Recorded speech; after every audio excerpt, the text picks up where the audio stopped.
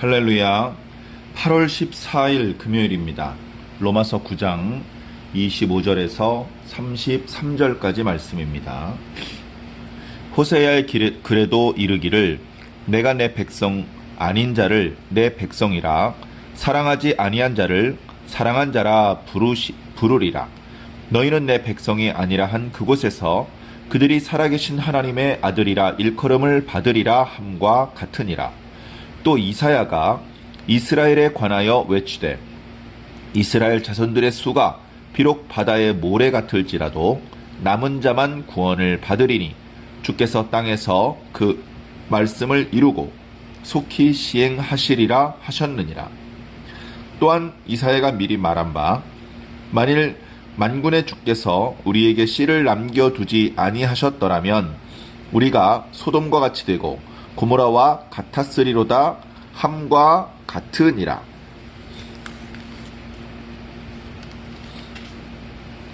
그런즉 우리가 무슨 말을 하리요? 의를 따르지 아니한 이방인들이 의를 얻었으니 곧 믿음에서 난 의요. 의의 법을 따라간 이스라엘은 율법에 이르지 못하였으니 어찌 그러하냐? 이는 그들이 믿음을 의지하지 않고 행위를 의지함이라. 부딪힐 돌에 부딪혔느니라. 기록된 바 보라 내가 걸림돌과 거치는 바위를 시온에 두노니 그를 믿는 자는 부끄러움을 당하지 아니하리라 함과 같으니라. 아멘. 로마서 9장 이제 마무리되는 부분이죠. 우리는 그동안 계속해서 하나님의 그 신실함이 폐하여지지 않았다. 하나님께서는 그동안 한 번도 신실하지 않으신 적이 없었다. 그리고 그 하나님은 지금도 신실하시다. 누구에게? 하나님의 백성들에게. 그리고 그 하나님의 백성들에게 주셨던 언약에 대하여 여전히 성실하시다라고 말씀하고 있는 것을 묵상해 왔습니다. 오늘 말씀도 계속되는 말씀입니다. 아브라함이 하나님의 의인으로 인정되었지만 아브라함의 자녀들이 다 하나님의 자녀가 된 것은 아니고요.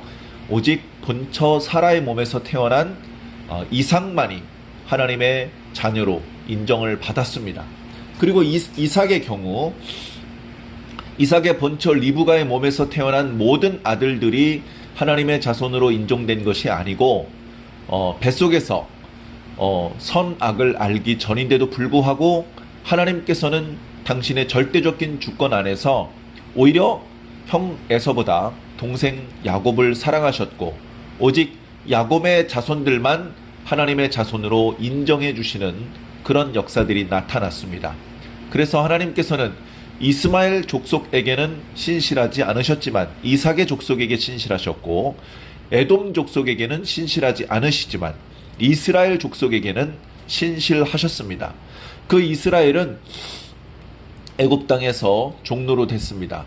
그러나 애굽에 수없이 많은 그 애굽 족속에 대해서는 하나님께서 신실하지 않으셨지만 거기서 이스라엘 족속, 이스라엘의 후손 12지파는 하나님께서 신실한 당신의 백성으로 인정하시고 조상들과 맺으셨던 언약의 성취자들로 그들을 부르시고 인도하셨던 것입니다. 그리고 계속해서 그 하나님의 신실하심은 계속해서 이제 이어지고 있습니다. 우리는 이 말씀을 통해서 하나님께서 여전히 신실하시고 하나님의 언약의 말씀은 여전히 성실하신 하나님에 의해서 이루어지고 있다, 지켜지고 있다는 것을 알 수 있고 또 한 가지는 모든 사람이 그 하나님의 백성으로서의 은혜를 입고 있는 것은 아니다. 어찌 보면 그 범위가 조금씩 좁아지고 있다라는 것을 오늘 말씀을 통해서 느낍니다. 오늘 말씀을 통해서는 그렇게 하나님의 백성의 범위가 더 좁아지는 모습도 보이고 그런가 하면 다른 방향으로 확장되는 모습을 보게 됩니다. 오늘 말씀 27절부터 29절까지 말씀을 보면 하나님의 백성 야곱의 자손이었던 이스라엘 12지파에서 더 하나님의 백성의 범위가 축소되고 있음을 알 수 있습니다. 보면 이스라엘 자손들의 수가 바다 모래와 같이 많을지라도 남은 자만 구원을 얻으리라. 모든 이스라엘 사람들이 다 구원을 받는 것이 아니고요. 남은 자만 구원을 얻을 것이다 말씀하셨습니다. 29절에는 만일 만군의 주께서 우리에게 씨를 남겨두지 아니하셨더라면 우리가 소돔과 같이 되고 고모라와 같았으리로다.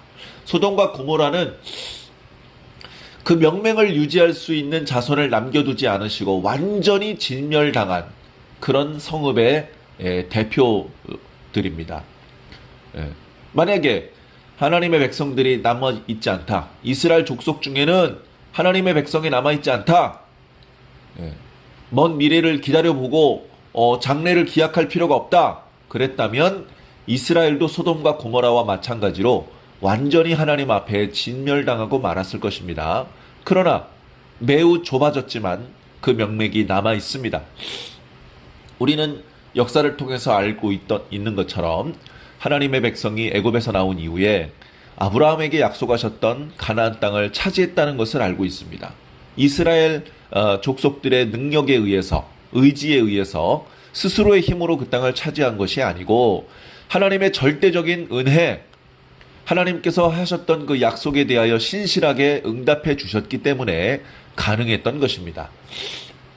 하나님께서 허락해 주셨던 땅 대부분을 온전히 장악하지도 못하고 있었다가 하나님께서 당신의 사랑하는 종 다윗 시대에, 그리고 솔로몬의 시대에 처음에 아브라함에게 주셨던 그 약속하셨던 땅의 대부분을 실질적으로 다스릴 수 있었던 것도 그 역시 다윗과 솔로몬의 유능함이 아니고 오직 하나님의 은혜였고 은총이었다는 것을 우리는 인정하고 감사할 수밖에 없습니다. 그럼에도 불구하고 이스라엘은 곧 남왕국과 북왕국으로 분열되었으며 계속해서 하나님과의 언약을 깨트리며 하나님의 마음에 대못을 박는 그런 배은 망덕한 모습을 보이다가 북왕국 이스라엘이 먼저 아수르에 의해서 멸망당했습니다. 그리고서 북왕국에 해당하던 무슨 스불론 지파, 납달리 지파, 오늘날 그 흔적을 찾아볼 수 없이 사라져버리고 흩어져버리고 없어져버리고 말았죠. 그 모습을 보면서 회개했어야 할 유다는 여전히 회개하지 못했고 계속해서 하나님과의 언약을 깨트리면서 살고 있다가 남왕국 유다는 북왕국이 멸망한 지 136년 만에 바벨론에 의해서 역시 멸망을 당했습니다. 그러나 하나님께서는 당신의 구원의 언약을 완성하기 위해서 남왕국 유다의 모든 사람들을 멸절시키시고 그 대를 끊어버리지 않으시고 그들은 바벨론으로 포로로 끌려오게 하셨습니다. 그리고 예레미야 선지자를 통해서 예언하신 그대로 7일에 그러니까 70년 만에 다시 유다로 복귀할 수 있는 그런 놀라운 하나님의 능력을 나타내 보여주셨던 것입니다.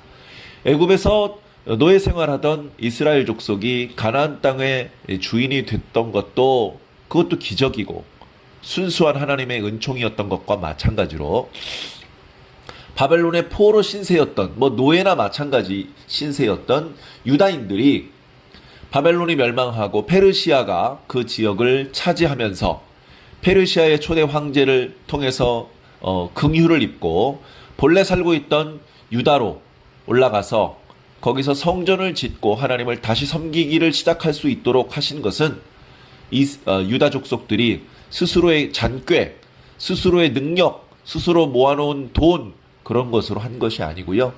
언약에 신실하신 하나님의 은총으로 그렇게 할 수 있었던 것입니다.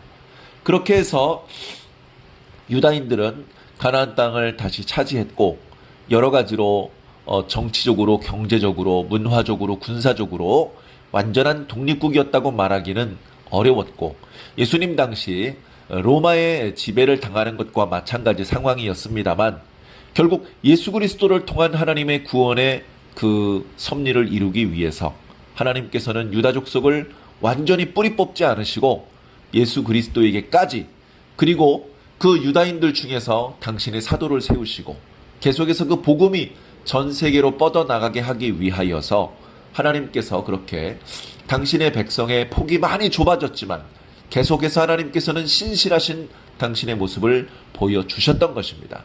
이스라엘이 12지파였지만 이제 거의 유다지파 한 지파밖에 남지 않은 것과 마찬가지인 그런 상황이 되고 말았던 것입니다. 그럼에도 불구하고 하나님은 여전히 당신의 백성에 대하여 신실하시고 당신께서 하셨던 언약에 대하여 성실하신 분입니다. 이렇게 하나님의 백성이 축소되는 그런 모습을 보여주다가 오늘 말씀 25절, 26절 말씀을 보면 오히려 확장되는 모습을 보여주고 있습니다. 그러니까 혈통적으로 아브라함의 자손이 아님에도 불구하고 오히려 그들은 이방인이었고 그들은 하나님을 몰랐고 하나님의 말씀을 거절했던 그런 민족들이었음에도 불구하고 그들에게 놀라운 하나님의 구원이 은총이 흘러넘쳐서 나중에 보니까 그들이 하나님의 자녀가 되고 그들이 하나님의 백성이 되는 그런 놀라운 역사들이 나타나는 것을 말씀해주고 있습니다. 물론 이사야 선지자 또는 호세아 선지자의 글을 인용하여 말씀하신 것이지만 이것은 캐캐 묵은 옛날 이야기가 아니고 잊혀진 선지자의 글이 아니고 지금 사도 바울의 시대에 그리고 오늘 우리들의 시대에 현재 진행형으로 이루어지고 있는 귀중한 말씀입니다. 이렇게 하나님의 백성은 아브라함으로부터 시작을 해서 다윗과 솔로몬의 시대에 거대 제국을 이루기도 했지만 점점점 그 범위가 좁아지고 있는데 그 좁아진 하나님의 그 빈자리를 오히려 이방인들 중에서 복음을 믿고 받아들인 사람들에게로 확장되는 그런 독특한 모습을 또한 보여주고 있습니다. 그래서 이런 상황들을 종합해서 30절 이하에는 이렇게 말씀하고 있습니다. 이런 상황에 대하여 우리가 뭐라고 말할 수가 있겠느냐? 의를 따르지 않은 이방인들이 의를 얻었다. 어떻게 얻었죠?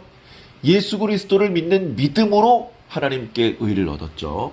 그리고 31절에 의의 법을 따라간 이스라엘은 오히려 율법의 요구를 만족하지 못하는 입장이 되고 말았습니다. 32절 어찌 그러하냐? 어찌 그러하냐? 유다인들을 하나님께서 미워하시는 것이 아닙니다. 유다인들을 향한 하나님의 신실하심은 여전히 유효하십니다. 그래서 그리스도가 유다인들 중에서 태어나셨고 그리스도께서 유다인들이 살고 있는 지역에서 복음을 전파하셨습니다. 유다인들이 목격할 수 있는 곳에서 예수님께서 십자가를 다셨고 유다인들이 보는 데서 부활 승천하셨던 것입니다. 이렇게 하나님의 놀라운 것, 사랑과 은혜는 먼저 유다인들이 가까이서 그것을 듣고 보고 목격할 수 있도록 은혜를 베푸셨던 것입니다. 하나님의 잘못이 아니라 유다인들의 잘못인 것이죠. 유다인들이 왜 하나님의 구원에 이르지 못하였습니까? 32절 그들이 믿음을 의지하지 않고 행위를 의지했기 때문이다. 율법의 행함으로 의롭다 하심을 얻으려고 노력을 했기 때문에 그들은 결국 실패할 수밖에 없었다. 그러나 본래 하나님의 백성이 아니었던 이방인들은 예수 그리스도를 믿음으로 의롭다 하심을 얻었다. 지금이라도 그들이 유대인이라 할지라도 예수 그리스도를 믿는다면 하나님께서는 얼마든지 그런 유대인들을 하나님의 백성으로 인정하시고 하나님의 성실하심과 신실하심으로 대우해 주실 것입니다. 그것은 오늘 이 시대에도 마찬가지입니다. 시간이 많이 흘렀습니다. 이제 혈통적으로 순수한 유대인이다라고 주장하기에는 너무나 많은 시간이 흘렀고 너무나 많이 이렇게 혈통이 섞이기도 했습니다. 그래서 혈통을 고집하고 그리고 이미 불가능 것으로 판명난 율법을 행함으로 하나님 앞에 의롭다 하심을 얻는 방법을 고집하지 않고 지금이라도 예수 그리스도를 믿는 믿음으로 하나님의 의를 얻기를 소망한다면 겸손히 무릎을 꿇는다면 복음을 믿음으로 받아들인다면 하나님께서는 이방인이나 유다인이나 차별하지 않으시고 그들에게 놀라운 당신의 구원을 은총을 베풀어 주실 것입니다. 그러나 믿지 않는다면 33절 보라 내가 걸림돌과 거치는 바위를 시온에 두노니 그를 믿는 자는 부끄러움을 당하지 아니하리라 함과 같으니라. 맞습니다. 여기서 걸림돌 또는 거치는 바위는 어떻게 기능하느냐에 따라서 건물이 무너지지 않도록 지탱해주는 주춧돌이 될 수도 있습니다. 기초가 될 수도 있습니다. 반석이 될 수도 있습니다. 그러나 그것을 다르게 사용을 하면 거기에 걸려서 넘어질 수밖에 없고 다칠 수밖에 없고 깨질 수밖에 없는 것입니다. 이 돌이 상징하는 것은 바로 예수 그리스도입니다. 하나님께서 보내주신 선물.